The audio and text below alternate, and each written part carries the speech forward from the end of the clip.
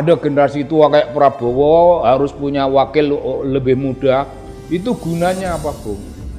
Gunanya bukan menghargai anak muda yang punya potensi, cuman harganya itu elektoral. Jadi elektoral tuh Prabowo sudah punya elektoral grup kelompok-kelompoknya sendiri. Anak muda itu diharapkan menjadi pemantik dari kalangan generasi milenial, supaya generasi milenial itu ambiuk semua ke situ, menyatu. Jadi pertimbangan elektoral, bukan kapasitas pribadi manusia, bukan kemampuan imajinasi mengelola pemerintahan, bukan sama sekali bukan.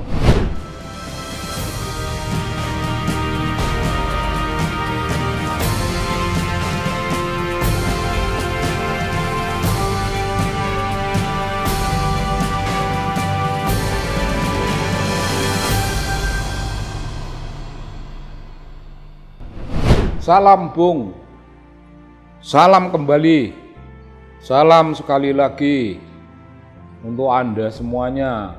Mungkin agak patut diulang dengan catatan, termasuk kepada salam kepada driver taksi.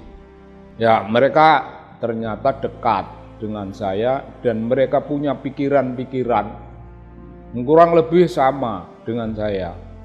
Apa yang terjadi dalam pemerintahan itu mereka pikirkan. Apa yang kita pikirkan mereka juga pikirkan. Bung jadi memberi salam untuk kawan semacam itu merupakan salam yang hangat.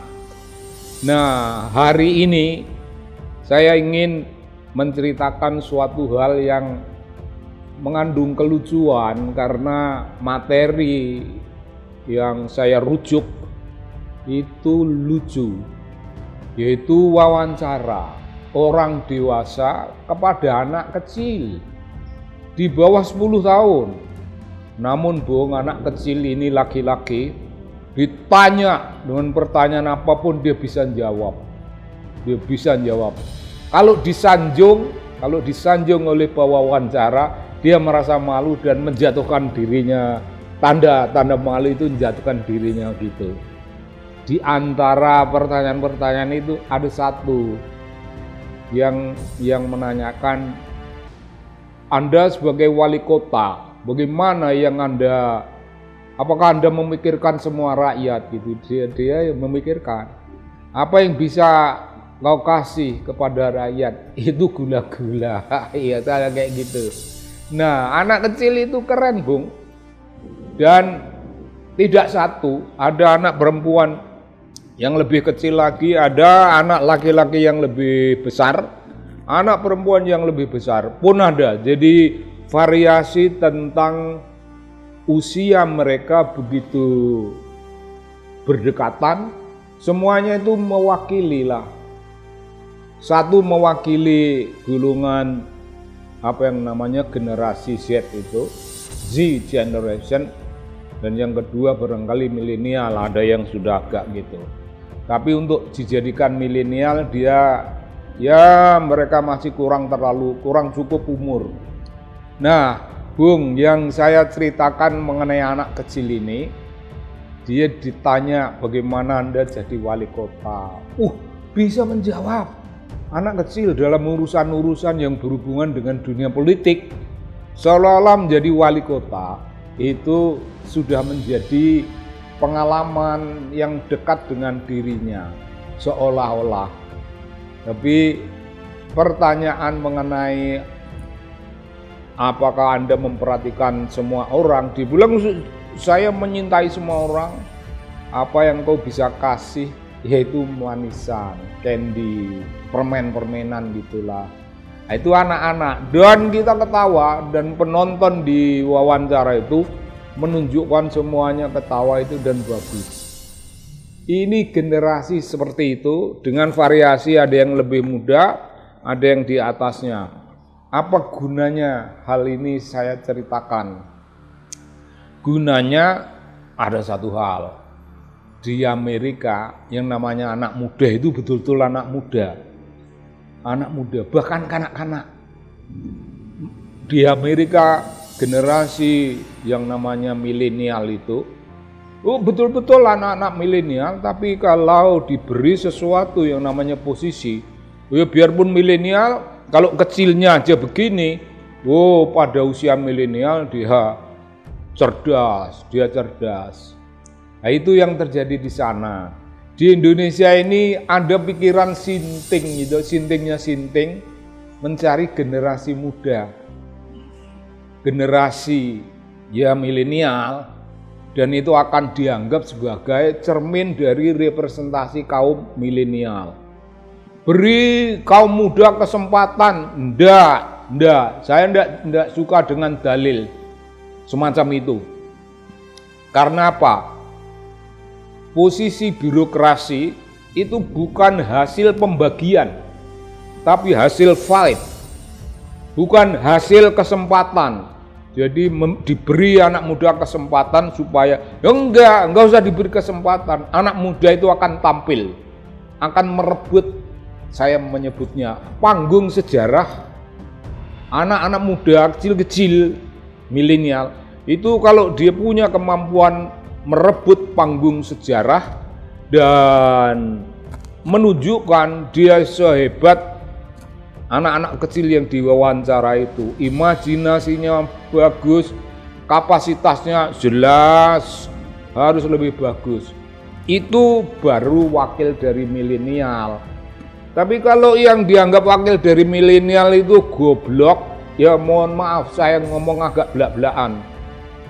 Generasi ini karena nafsu generasi tua, ada generasi tua kayak Prabowo harus punya wakil lebih muda. Itu gunanya apa, Bung? Gunanya bukan menghargai anak muda yang punya potensi, cuman harganya itu elektoral.